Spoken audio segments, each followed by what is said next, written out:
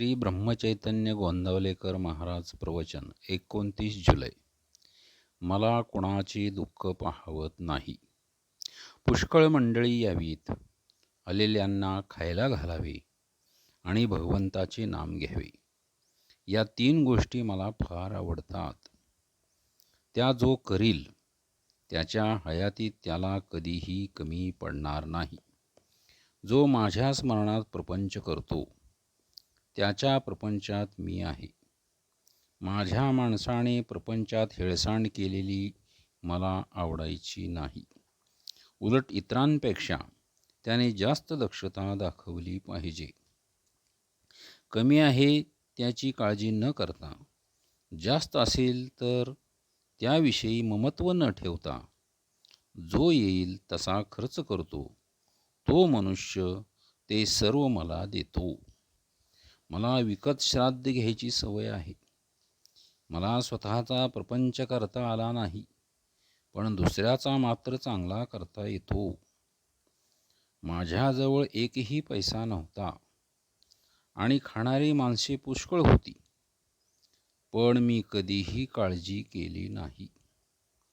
मी आजपर्यंत पैशासाठी कुणापुढे जीभ विठाळली नाही.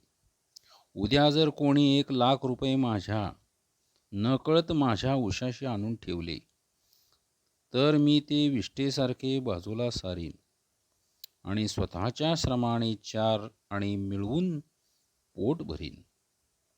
मला आवडते की एक लंगोटी घालावी, मारुतीच्या देवळात राहावे, भिक्षा मागावी आणि अखंड नाम घ्यावे. हे करायला कोण तयार आहे? मी आपला नामाचा हट्ट कधी सोडला नाही. मी जरी जास्त गरिबांचाच आहे तरी मला प्रपंचात कधी दैन्यपणा आवडत नाही.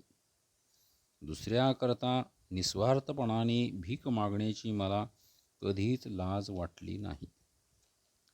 व्यवहारदृष्ट्या माझ्यामध्ये एकच दोष आहे की मला कुणाचे दुःख पाहवत नाही. माझ्यामध्ये प्रेमाशिवाय दुसरे काही सापडायचे नाही. माझ्यातले प्रेम काढले तर मग मी नाहीच.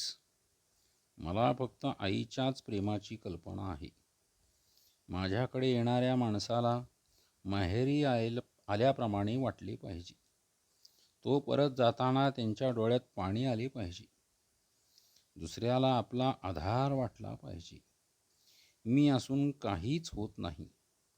ज्या गोष्टी घडायच्या त्या घडतच असतात, पण आपण असण्यात एक आधार आहे असे इतरांना वाटावे. माझे आता किती दिवस आहेत कोणास ठाऊक. मी पुढे असो वा नसो, जे मी सुरुवातीला सांगितले तेच मी शेवटीही सांगतो. तुम्ही कसेही असा, पण भगवंताच्या नामाला सोडू नका. रामरायाने तुम्हा सर्वांवर कृपा करावी ही माझी त्याला प्रार्थना आहे. तुम्ही माझ्यासाठी इतक्या आपलेपणाने कष्ट करता याची जाणीव मला आहे. या कष्टांचा मोबदला रामरायाच तुम्हाला देईल. तुम्ही सर्वजण आनंदात राहा हा माझा तुम्हा सर्वांना आशीर्वाद आहे. सारांश: अत्यंत चिकाटीने संतांचा समागम करावा आणि त्यांच्या कृपेस पात्र व्हावे. श्रीराम समर्थ. जय जय रघुवीर समर्थ.